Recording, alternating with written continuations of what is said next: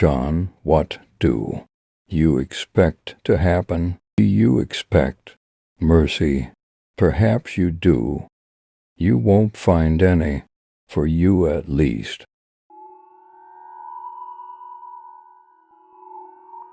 No, you want your daughter to be shown mercy. We didn't spare Thomas. Why would we spare her? We have your little girl right here in hell. She won't see you ever again unless you stop trying this. This is what will happen to her, John.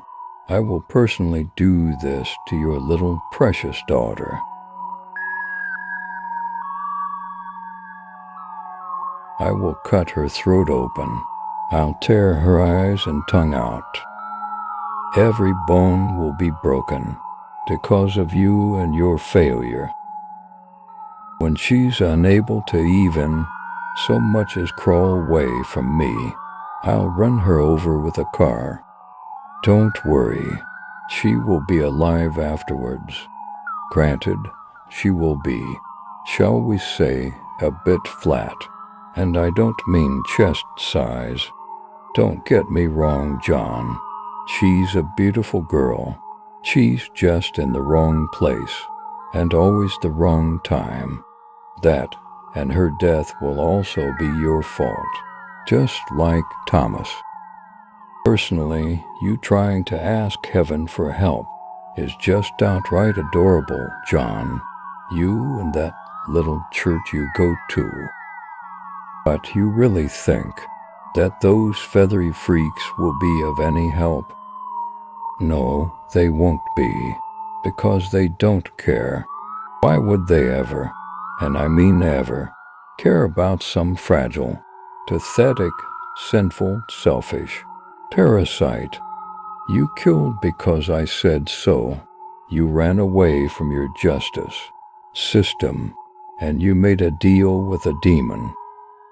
Even with those sigils, King Solomon never contained us, you fool. We tricked him, enslaved him, not with chains, with something greater. He made deals with us to build his little temple.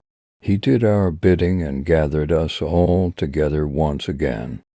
He enslaved himself with the promise of power, glory, and wealth. But he let Asmodeus lose one day, and the Lord of Lust sent Solomon far away, while we took control and disguised ourselves as humans. That idiotic mortal came back to his mother and Asmodeus in bed together, and after he was told the truth about how we very easily tricked him, well, let's just say he got friendly with a rope. He lived out the rest of Solomon's lifespan as him, hidden in plain sight. As we shape-shifted into humans, we blended right in.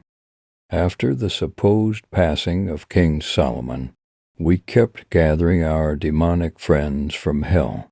Throughout history, we have been there, watching, puppeteering humanity into war and conflict.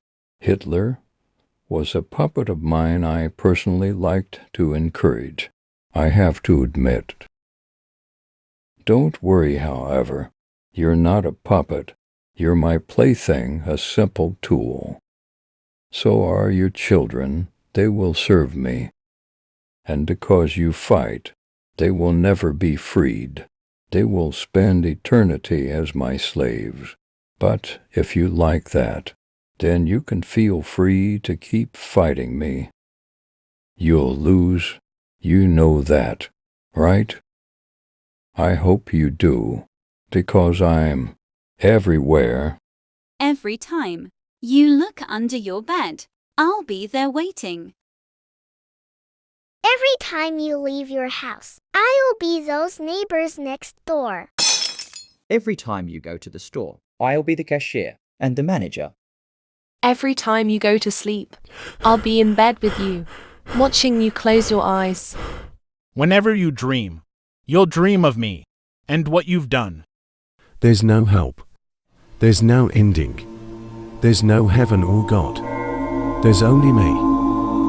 Welcome to hell, John, and you're just getting started. You'll never sleep again. You'll never live in the house again. You'll never be alone again. Bayou will be here forever. Bayou will be here forever. Bayou will be here forever. Bayou will be here forever. Bayou will be here forever.